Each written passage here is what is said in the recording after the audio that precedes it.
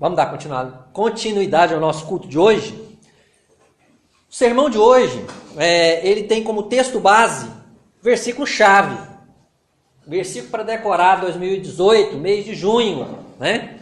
E esse versículo, ele é uma chamada pastoral do apóstolo Paulo para a igreja de Corinto.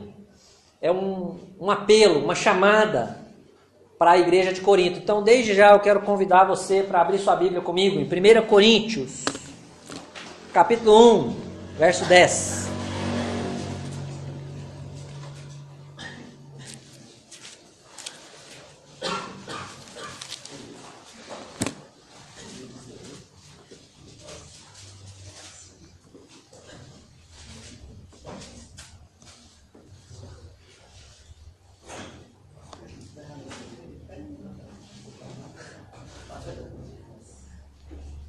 Primeiro Coríntios 1:10, por favor.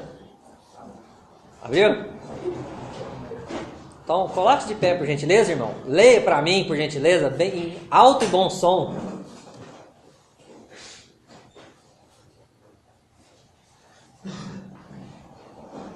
Rogo-vos, irmãos, pelo nome de nosso Senhor Jesus Cristo, que faleis todos a mesma coisa e que não haja entre vós divisões, antes sejais inteiramente unidos na mesma disposição mental e no mesmo parecer. Amém. Querido Deus, nós cremos na Tua soberania. O Senhor é um Deus justo. E o que o Senhor trata, Deus, com todos os povos, com justiça e retidão. Pedimos a Tua graça, Deus, nesse momento, como um Deus soberano, que domina todas as coisas, Deus, e que tem todas as coisas sob o Teu controle. Pedimos que o Senhor use, Deus, a Tua palavra, para causar, Pai, um impacto poderoso em nossas vidas nessa noite, Pai. Deus, que seja Teu Espírito, aquele que vai usar a Tua santa palavra como uma espada afiada em nossos corações. E produzir, Pai, a transformação que o Senhor anseia, Pai, em nome de Jesus. Amém. Então, queridos, eu disse que o texto de hoje é um texto bem simples, tá? É uma chamada de um pastor para uma igreja.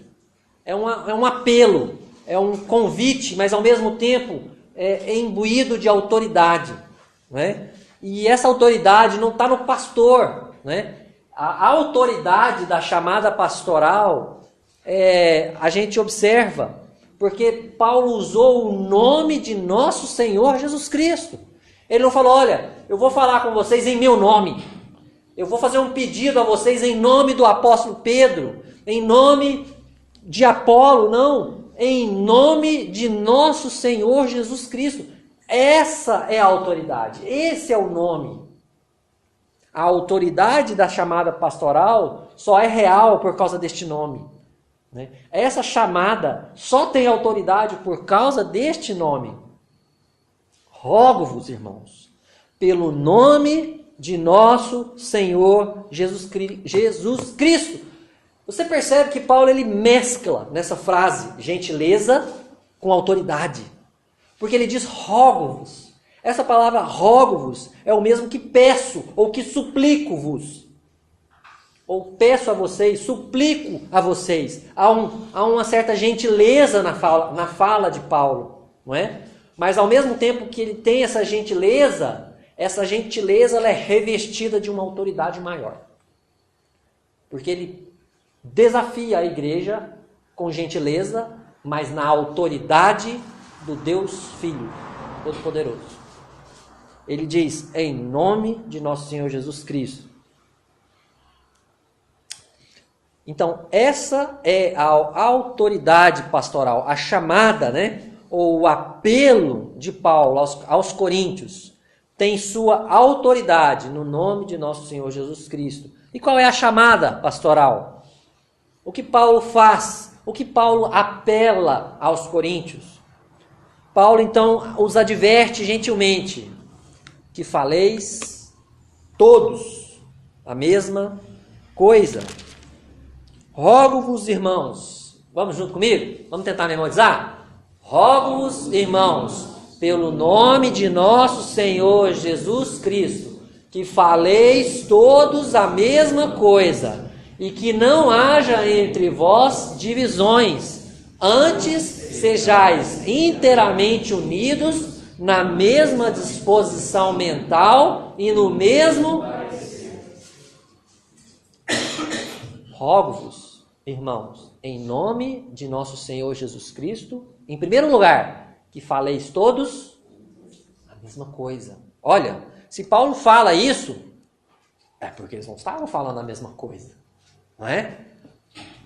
Em meio àquela igreja, havia certa desunião, desencontro de informações e de discursos. Havia ali, né, algum tipo de discórdia quanto àquilo que eles falavam. Talvez até mesmo quanto ao estilo que eles preferiam, né? Esse versículo ele também é traduzido da seguinte forma: que concordem uns com os outros no falar, que vocês concordem naquilo que vocês estão falando, vocês falem todos a mesma coisa.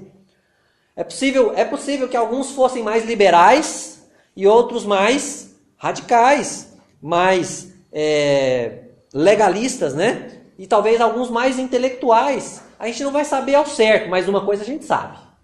Olha comigo o versículo 11 e 12.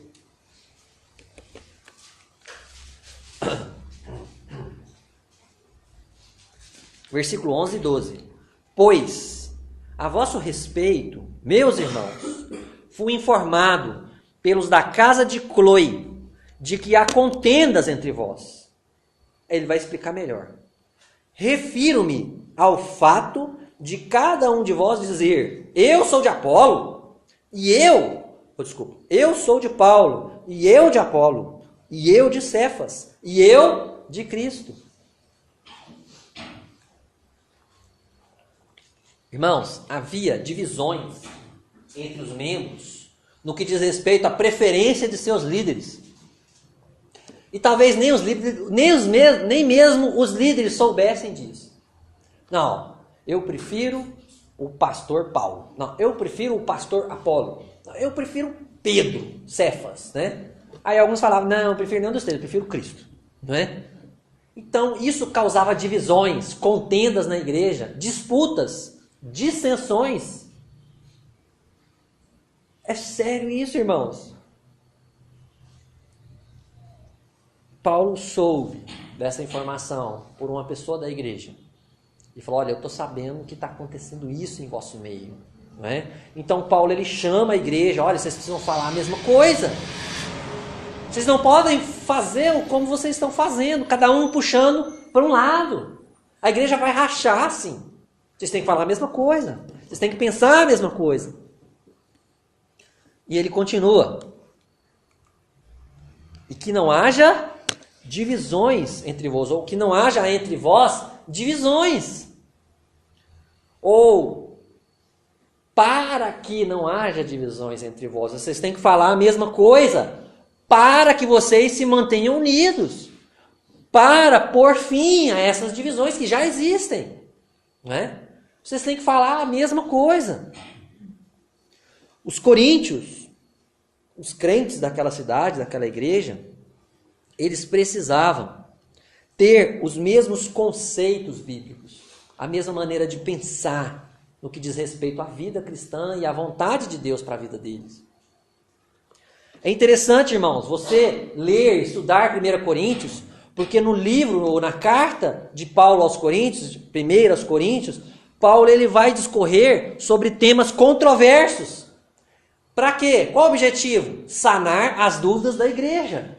Para que a igreja não tivesse interpretações diferentes, para que elas concordassem, né, com respeito a assuntos controversos. Para que eles ficassem não com a verdade de Paulo, nem com a verdade de Apolo ou de Pedro, mas com a verdade de Deus. Eu vou citar 3 exemplos para vocês. Primeiro exemplo, capítulo 7. Paulo vai ensinar a igreja: olha, vocês me escreveram quanto às dúvidas que vocês têm sobre casamento. Eu vou explicar para vocês, né? Casamento, recasamento e divórcio. Paulo explica isso. E dentro lá do capítulo 7, tem um versículo que fala o seguinte: Paulo fala: ordeno não eu, mas o Senhor. E isso é brilhante, porque Paulo está falando, olha, irmãos, não é para puxar sardinha para mim, nem para Apolo e nem para Pedro, mas é o Senhor que ordenou, é assim que funciona, não é? Segundo exemplo, ceia do Senhor e festa de amor, capítulo 11, né? Ceia de comunhão. Na ceia de comunhão estava acontecendo coisas absurdas lá. E aí Paulo ensina como que tem que ser a ceia do Senhor, não é? E tem um versículo no capítulo 11 que diz o seguinte: e eu recebi do Senhor o que também vos entreguei. Eu estou entregando para vocês não o que eu acho que tem que ser a ceia, mas o que eu recebi do Senhor. Para não ter, cada um faz uma ceia do jeito que quer. Não, foi o Senhor que estabeleceu, tem que ser assim, não é? Então vamos fazer assim, não é? Eu recebi do Senhor o que também vos entreguei.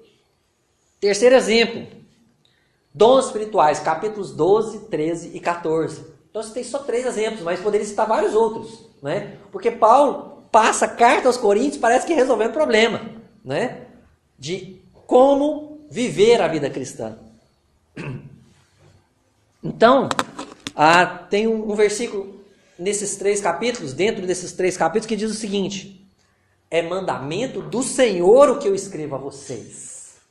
Entendeu? Com relação aos dons espirituais, num determinado momento que Paulo está explicando, ele fala, gente, isso aqui é mandamento do Senhor. Não é a minha vontade que eu estou passando para vocês.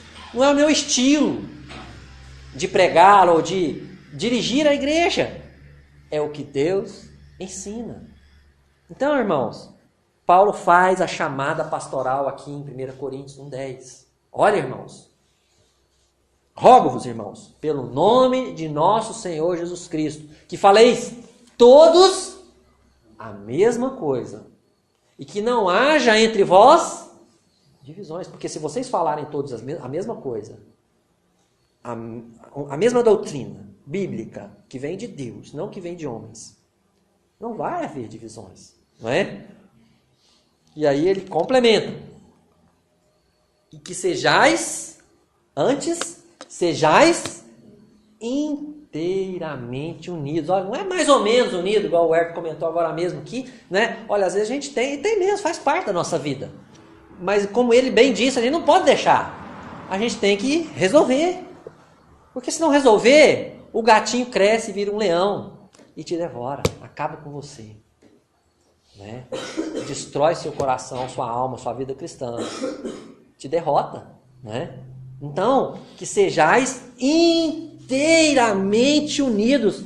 Isso parece-me, né? Redundância. Inteiramente unidos. Unido já é uma coisa inteira, né? Aparentemente, né? Então ele dá ênfase, né? Nesse termo aqui. Presta atenção no que eu vou dizer agora. Dentro da igreja local, vamos contextualizar, dentro da segunda igreja evangélica de irmãos, os crentes devem desfrutar da mais profunda unidade de pensamentos e propósitos, tendo como base a palavra de Deus. Dentro da igreja dos irmãos, nós, crentes em Cristo Jesus, precisamos desfrutar da mais profunda unidade de pensamentos e propósitos, tendo como base a palavra de Deus. É isso que Paulo fala aqui, né?